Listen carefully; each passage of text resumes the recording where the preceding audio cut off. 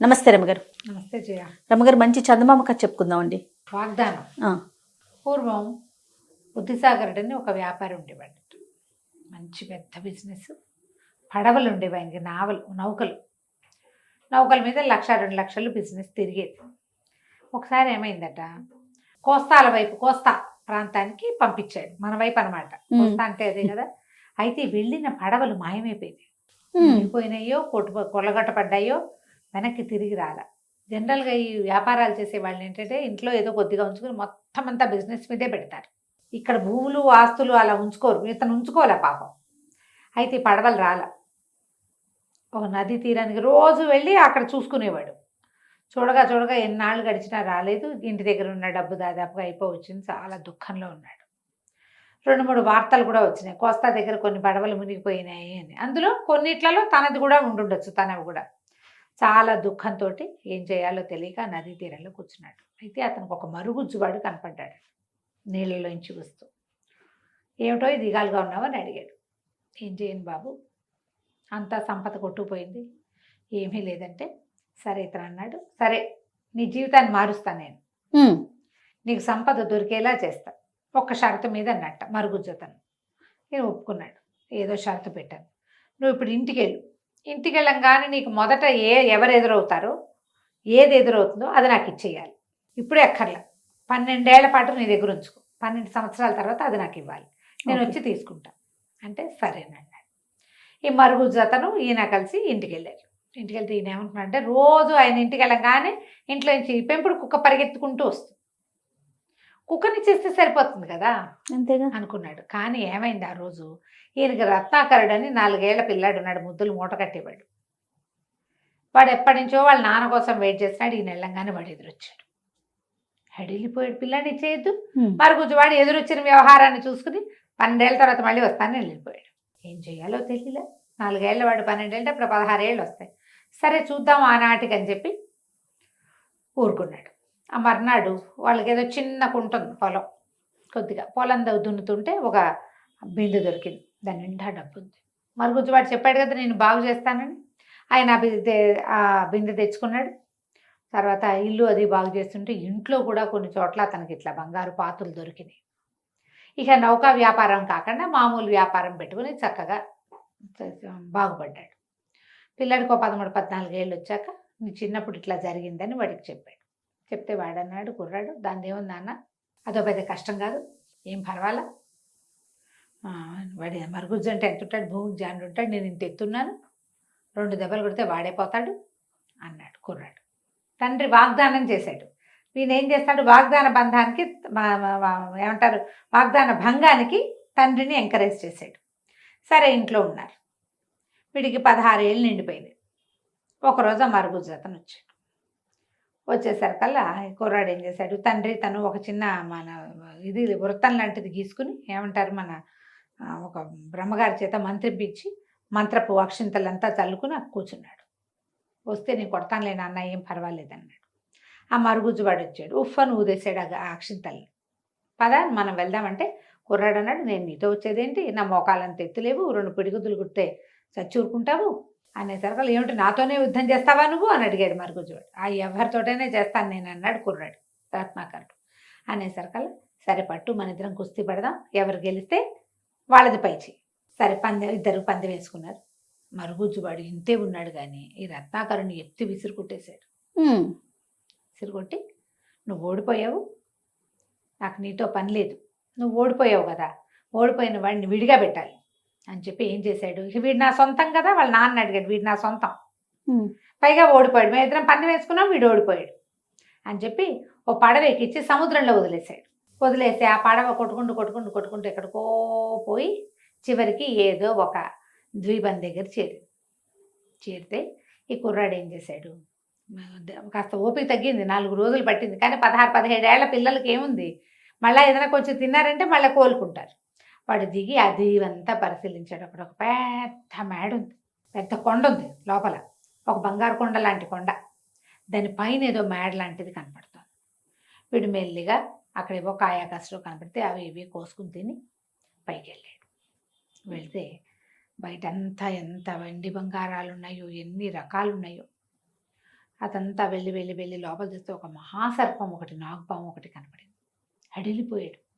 ఈ బంగారాలకి వాటికి కాపలాలు ఉంటారని తెలుసుకున్నాడు. చిన్నప్పుడు అవును, తెలుసు, అవును. కథల్లో వినేవాడు. ఈ పామే కాపలా ఉందనుకుని పరిగెత్తుకుంటూ వచ్చేపోయాడు. వచ్చేపోతే ఆ పాము మానవ భాషలో కేకేసింది, వెళ్ళిపోవద్దు, వెళ్ళిపోవద్దు, నాకు సహాయం చెయ్యి, నేను ఒక దేవకన్యని, కొంతమంది మరుగుజ్జు రాక్షసులు మా నాన్న వాళ్ళతో యుద్ధం చేసి నన్ను పట్టుకొచ్చేశారు, నాకేదో శాపం కూడా పెట్టారు, నేను వాళ్ళ మాట వినలేదని, అందుకని నేను ఇక్కడ ఇలా ఉండిపోయాను, నువ్వు ఇక్కడే పడుకో, నా కోసం ప్రాణం వదిలిపెడితేనే ఇది నేను నా శాపం పోతుంది. ఎవడైనా నా కోసం ప్రాణం వదలంటే వదులుతారు? ఎందుకు ఎవరు వదులుతారు? నీకేం భయం లేదు, నా దగ్గర మంత్రజాలం ఉంది, ముందు ఇక్కడ రాత్రికి మరుగుజ్జు రాక్షసులు వస్తారు, ఆ అమ్మాయిని విడిపించు అని శాపం తీర్చండి అని అడిగితే ప్రాణానికి ప్రాణం అంటారు, నువ్వు ఒప్పుకుంటే నిన్ను చంపేస్తారు, నిన్ను చంపేసిన మరుక్షణం నాకు మామూలు రూపం వచ్చేస్తుంది, వాళ్ళు నిన్ను వదిలిపెట్టి వెళ్ళిపోతారు, నీకు నేను పొద్దునే లేచాక నాకు మెలకు వచ్చి వాళ్ళు వెళ్ళిపోయిన తర్వాత నేను మంత్రజలం చల్లి నిన్ను బతికించుకుంటాను, జీవితాంతం నీ పాదదాసిగా ఉంటా, ఇదే నా వాగ్దానం అని చెప్పింది. సరే వీడేమనుకున్నాడు, మనకి ఇక్కడ తినలేదు, తిప్పలేదు, అమ్మలేదు, నానలేదు, ఎటగు పోతాం 4 రోజుల్లో, ఇక్కడ ఈ ద్వీపంలో ఏం చేస్తాం, సముద్రం ఎక్కడుంది, మన ఊరు ఎక్కడ, పోతే పోతాం, ఒకవేళ బతికేమనుకో ఈ మహాద్భుత సౌందర్య విలాస అవుతుందేమో ఇది రేపొద్దున, ఈ అమ్మాయి ఉంటుంది కదా, ఇక్కడ ఉన్న వెండి బంగారాలన్నీ, ఈ బంగారపు కొండ, ఈ పైన భవనము అన్నీ మనమే అవుతాయిగా అని అనుకుని సరేననుకుని సావిట్లో పడుకున్నాడు. పడుకునేసరికి వాళ్ళు రాత్రి 12 అయ్యేసరికి ఒక 25-30 మంది మరుగుజ్జులు నల్లగా భీకరాకారాలతో ఉన్నవాళ్ళు వచ్చారు రాక్షస మొహాలకి. వస్తే ఎవడరా నువ్వు, దేనికోసం వచ్చావురా అంటే దేవకన్య శాపం విమోచనం కోసం వచ్చాను అంటే వాళ్ళు గట్టిగా అరిచి కేకలు పెట్టారు. దానికోసం చచ్చిపోతావా నువ్వు, అదెవరో కూడా నీకు తెలీదు అంటే అయినా సరే చచ్చిపోతా అన్నాడు.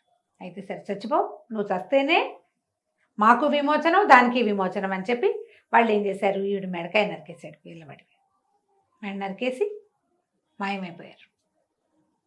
ఎప్పుడైతే వీళ్ళు మెడ నరికేశారో ఆ సర్పం కాస్త దేవకన్యగా మారిపోయింది. వీళ్ళంతా వెళ్ళిపోగానే పరుగున వచ్చి మంత్రజలం తీసుకొచ్చి వీడి మీద చల్లింది, వీడిని బతికించి చూసుకున్నారు. మొత్తం రాక్షసులు అక్కడి నుంచి బయటికి వెళ్ళిపోయారు.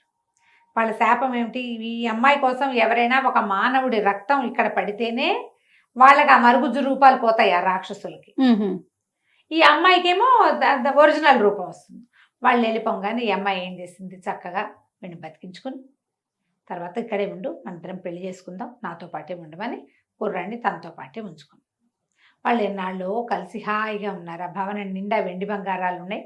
ఎప్పుడైతే ఈ రాక్షస మాయలు అవి తొలగిపోయినాయో చుట్టుపక్కల ప్రాంతాల నుంచి చక్కగా పని వాళ్ళు వచ్చారు, తోటలు దొడ్లు అన్నీ చక్కగా ఉన్నాయి. కొన్నాళ్ల పాటు హాయిగా ఉన్నారు. ఓ పిల్లాడు కూడా పుట్టాడు. పిల్లవాడు పుట్టిన తర్వాత వీడికి ఎంతసేపు నాన్నని చూద్దామని అనిపించేది. అమ్మ నాన్నని చూడాలి అంటూ ఉంటే సరే అమ్మాయి ఏంది, సరే నువ్వు అంత బాధపడుతున్నావు కదా, వెళ్ళిపో, మళ్ళీ వద్దు కానీ అని చెప్పి ఒక ఉంగరం ఇచ్చింది. ఈ ఉంగరాన్ని పట్టుకుని నన్ను తలుచుకుంటే, మమ్మల్ని తలుచుకుంటే మేము నీకు కనపడతాం, కానీ మీ అమ్మా నాన్నల ముందు ఈ ఉంగరపు మహిమని చూపించకూడదు, ఎవరి ముందు చూపించకూడదు, నువ్వు ఏకాంతంలో ఉన్నప్పుడే ఇది చేయాలి అనేసరికి కుర్రాడు ఒప్పుకున్నాడు, రత్నాకరుడు ఒప్పుకున్నాడు. తర్వాత ఇతను ఏం చేసింది, ఒక మంత్రం వేసి ఇతన్ని వాళ్ళ ఊళ్ళో ప్రవేశపెట్టింది. అప్పటికి వెళ్ళిపోయి ఎంతకాలం అయిందో. సముద్రంలో పడిపోయిన పిల్లవాడు బతికొస్తాడని ఎవరు ఊహిస్తారు, వాళ్ళ అమ్మా నాన్న నమ్మల. వెళ్ళేటప్పుడు లేత నువ్వు మీసాలు మొహం వాడు, ఇప్పుడు పెద్ద పెద్ద మీసాలు గడ్డాలు వచ్చినా ఇంత మనిషి అయ్యాడు, లావ్ అయ్యాడు, వాళ్ళ అమ్మా నాన్న గుర్తుపట్ల. వీడు పదే పదే అన్ని నమ్మించేలాగా చెప్పాడు. సరే ఏవో కొన్ని గుర్తులు, వాడి పుట్టుమచ్చలు, చిన్నప్పటి ఫోటోలు, వాడి నడక అవి ఇవి చూసి మెల్లిగా సర్దుకున్నాడు. సర్దుకుంటే వీడు ఏం చేశాడు, నేను వెళ్ళిపోయిన చోట అక్కడ నా బంగారపు కొండ ఉంది, పైన ఇల్లుంది, నాకు భార్య ఉంది, అమ్మాయి దేవకన్య అని చెప్పేసరికి వీళ్ళు నమ్మల.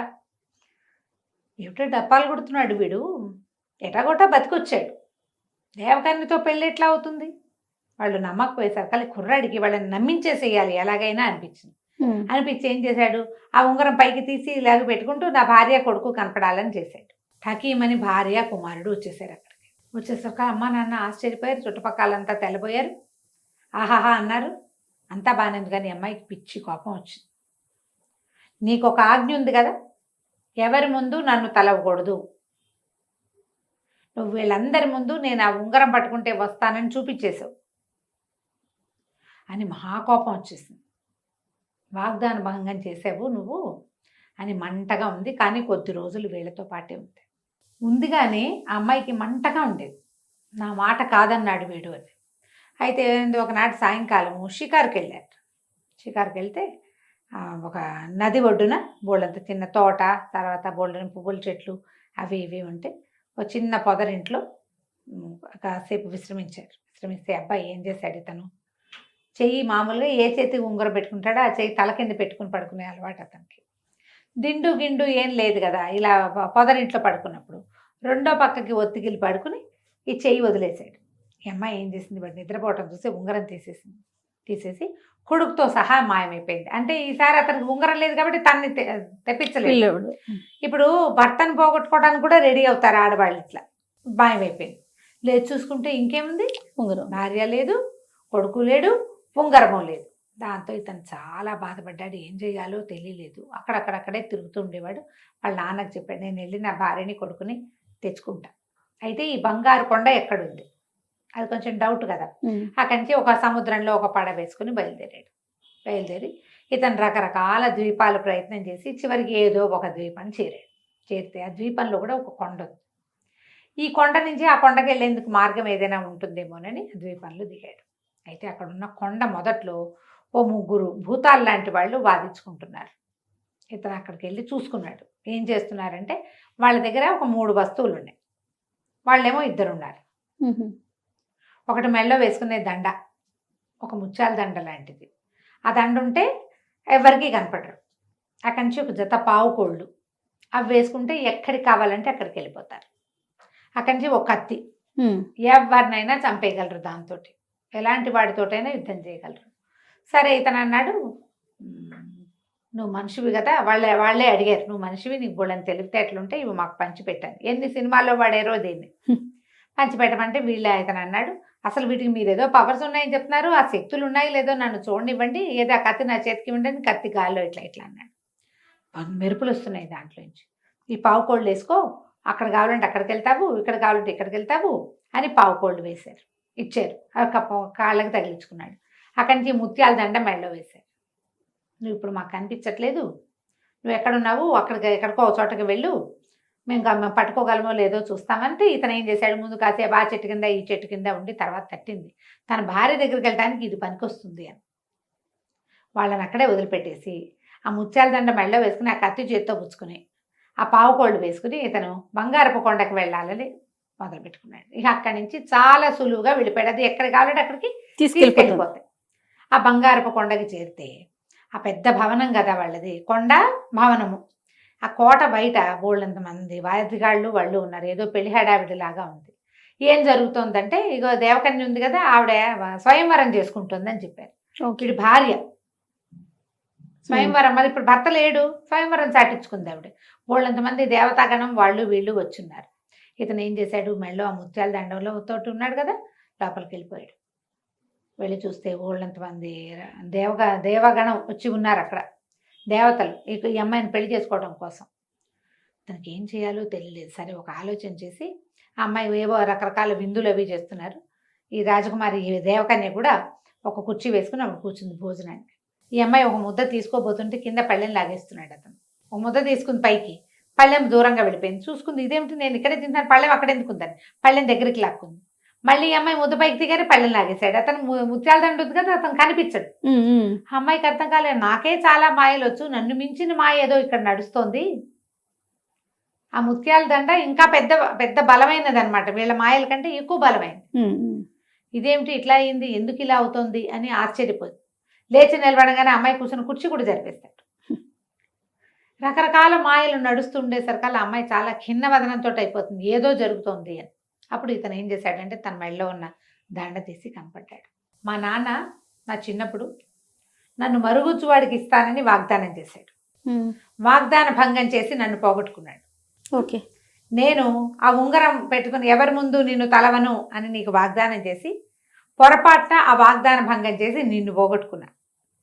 నువ్వు నీ రూపాన్ని మారిస్తే, రూపం మార్చుకునేందుకు నీకు అవకాశం ఇచ్చి ప్రాణత్యాగం చేస్తే నాకు పాదదాసిగా ఉంటానని చెప్పావు. నువ్వేం పోగొట్టుకుంటావో ఈ వాగ్దాన భంగం చేసి. మేమిద్దరం వాగ్దాన భంగం చేసి ఈ పరిస్థితి వచ్చింది మాకు. మరి నువ్వేం పోగొట్టుకోవడానికి సిద్ధంగా ఉన్నావు అంటే అమ్మాయి చాలా కష్టం వచ్చింది. నిజమే, నేను కూడా అదే చేస్తున్నాక. మనుషులు వాగ్దానాలు నిలబెట్టుకోలేరని నేను అతన్ని తిట్టాను. నేను చేసేది కూడా అదేగా. ఏం చెప్పింది ఈ అమ్మాయి? నన్ను రక్షించు, నా కోసం నీ ప్రాణం ఇవ్వు, నీకు పాదదాసిగా ఉంటా, నువ్వు బతికున్నంత కాలం అని చెప్పింది. వీడు బతికే ఉండగా నేను ఇంకోటి పెళ్లి చేసుకుంటే వీడికి పాదదాసిగా నేను ఎట్లా ఉంటాను? ఆ అమ్మాయి నిశ్శబ్దంగా ఈ పెళ్లి క్యాన్సిల్ చేసుకుంది. నాది పొరపాటు, కోపంతో నేను ఈ పని చేయబోయాను. మీ నాన్న లోభంతో వాగ్దాన భంగం చేశాడు, కుమారుడు పిచ్చితోటి. నువ్వేమో నిన్ను నమ్మించాలన్న పిచ్చితోటి చేసావు, నేనేమో నా మాట వినలేదన్న పిచ్చితోటి వాగ్దాన భంగం చేస్తున్నాను. కాబట్టి నేను వాగ్దాన భంగం చేయను, నీ పాదదాసిగానే ఉంటా. నువ్వు మనిషిగా ఎంతకాలం జీవించి ఉంటే అంతకాలము నీతో ఉంటా. ఎందుకంటే అమ్మాయి అలాగే యంగ్గా ఉంటుంది, నేను ముసలాడైపోతాడు క్రమంగా.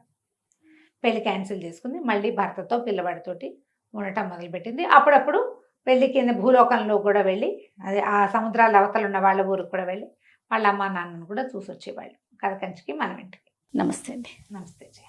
సుమన్ టీవీలో మీ పర్సనల్ అండ్ బిజినెస్ ప్రమోషన్స్ కోసం కింది నెంబర్కి కాంటాక్ట్ చేయండి.